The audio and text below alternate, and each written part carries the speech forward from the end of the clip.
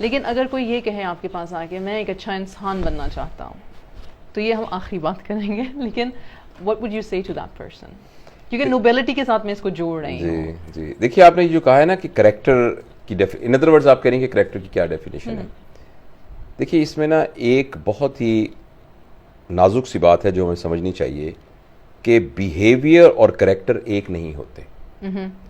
Behaviour وہ ہے جو ہم مجمع میں کر رہے ہوتے ہیں، اس بات کا قطعی امکان ہے کہ میں آپ کے سامنے بہت نفاست سے دروازہ کھولوں، ادب سے آ کے بیٹھ جاؤں، نظریں جھکا کے آپ سے بات کروں، اور میں آپ کو کہوں آپ میری چھوٹی بہنوں کی طرح ہیں، آپ میرے لیے بالکل ویسے ہے، اور میں تمیز سے بات کروں، آپ کے سامنے چھینکوں تو ہاتھے سے رکھ لوں، تھوڑی دیر پوچھوں آپ کچھ کھائیں گی یا ایسے، یہ بہت اچھا ہے، مگر یہ بیہیویئر ہے۔ کریکٹر کا تعلق اس بات سے ہے کہ آپ جب کوئی نہیں دیکھ رہا تو آپ کیا ہیں، بے شک یہ سمجھنا بہت ضروری ہے۔ دیکھیے بیہیویئر اچھا بنانا بہت ضروری ہے، بیہیویئر کے ساتھ جو کمپیریبل لفظ ہے وہ ہے پرسنالٹی، اور پرسنالٹی ایک گریک لفظ سے نکلا ہے پرسونا۔ پرسونا کا مطلب ہوتا ہے نقاب، اور جب وہ یعنی یونان کے اندر ڈرامے ہوا کرتے تھے تو وہاں اسٹیڈیم کے اندر نقاب پڑے ہوتے تھے، ایک بادشاہ کا، ایک وزیر کا، ایک فقیر کا، ایک قیدی کا، ایک قاتل کا، ایک مقتول کا، تو وہ اپنے سامنے رکھ لیتے تھے اور کر کے وہ ڈائلاگ بولتے تھے۔ اس سے نکلا پرسنالٹی، کہ اس کی پرسنالٹی بہت اچھی ہے، اس کا مطلب ہے اس نے اپنے اوپر بہت خوبصورت نقاب پہنا ہوا ہے۔ یہ بھی بہت ضروری ہے فار یوٹیلیٹیرین پرپز۔ دیکھیں نا آپ کسی کے ہاں جا رہے ہیں تو فار یوٹیلیٹیرین پرپز ہمیں لوگوں کی، اپنے بچوں کی، نوجوانوں کی پرسنالٹی کی گرومنگ پر اور بیہیویئر کے ڈیولپمنٹ پر کام کرنا چاہیے۔ لیکن جو اصل چیز ہے وہ ہے کردار، کریکٹر۔ کریکٹر کا مطلب یہ ہے کہ کوئی شخص کسی کام کو اس بنیاد پر کرے کہ اسے اچھا کام کرنا اچھا لگتا ہے۔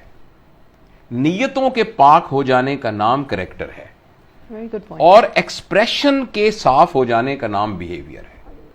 اچھا اب کریکٹر کیسے پاک ہوگا؟ اس کے لیے وہ سارا کام ہے جو آپ کرتی ہیں، پیرنٹنگ کا کام، جس کے ذریعے سے بچے کے اندر ٹریننگ کو، یعنی اس کی تربیت کو ٹریننگ نہ سمجھا جائے۔ بے شک ٹریننگ کا مطلب ہوتا ہے ایک خاص قسم کی سکل سے سدھا دینا، جیسے پیولوف کے ایکسپیریمنٹ کے اندر کتے کو گھنٹی بجا کر کھانا دے کے منہ سے سلائیوا کریٹ کر دیا، جیسے طوطے کے منہ کے اندر کوئی میٹھا ڈال کے اس کو توپ چلانا سکھا دیا، جیسے ریچھ کو تار پر چلنا سکھا دیا ہنٹر یا اس کو کوئی ریوارڈ دینے کے ساتھ۔ اس کو ہم ٹریننگ کہتے ہیں، اس کو اردو میں سدھانا کہتے ہیں۔ سدھانے کے لیے جانوروں کو سدھایا جاتا ہے، ہیومنز کو بھی سدھایا جا سکتا ہے، اگر وہ سدھایا جائے تو اس کو ہم ٹریننگ کہتے ہیں۔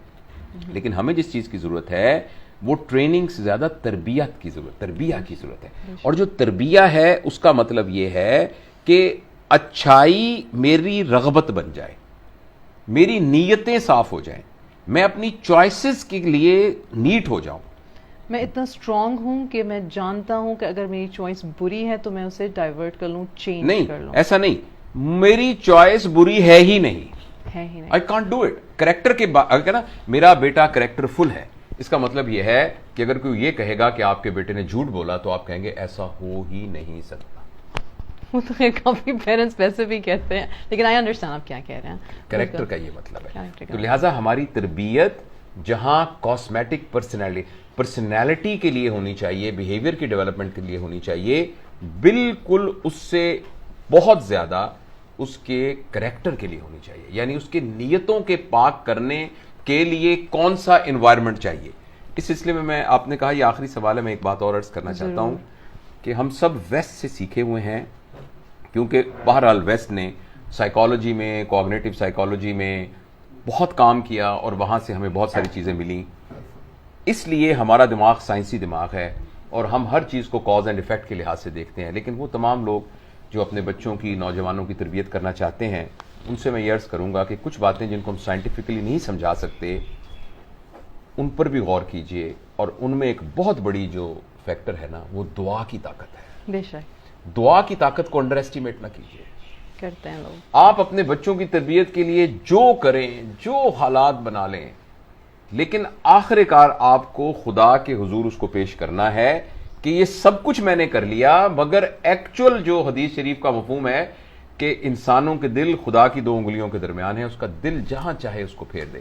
تو ایک تو وہ تمام لوگ جن کو معاشرے کی تربیت کا فکر ہے نا, وہ دن کو محنت کریں, یوٹیوب کے چینل پر محنت کریں, فیس بک پہ محنت کریں, تقریریں کریں, موٹیویشنل سپیکنگ کریں, لیکن ان سب پر میرے خیال میں تہجد واجب ہے. بے شک, آئی ایگری ٹو وہ دیٹ. رات کو اٹھ کے اللہ پاک سے اس کی مدد مانگیں کہ جو کچھ میں نے سارا دن کیا ہے اب اس کے نتیجے کو نکالنا تیرے اختیار میں. ایک تو یہ بات. دوسرا, رزق حلال کی اہمیت کو انڈر ایسٹیمیٹ نہ کریں. بے شک.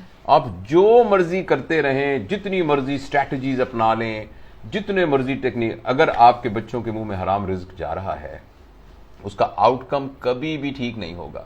اور حلال اور حرام کا صحیح کانسیپٹ سمجھنا بہت ضروری ہے.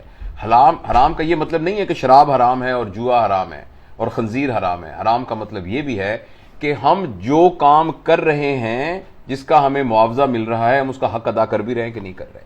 ہم جو کام کر رہے ہیں ہم کوئی اس میں کنفلکٹ آف انٹرسٹ تو لے کے نہیں آ رہے. ہم جو کام کر رہے ہیں اس میں کسی کا حق تو نہیں مار رہے. تو میرا خیال ہے کہ والدین کو, اساتذہ کو, ٹرینرز کو ان 2 چیزوں کا بہت خیال کرنا چاہیے, دعا کی طاقت کا اور اپنے رزق میں حلال کو داخل کرنے کا. بے شک.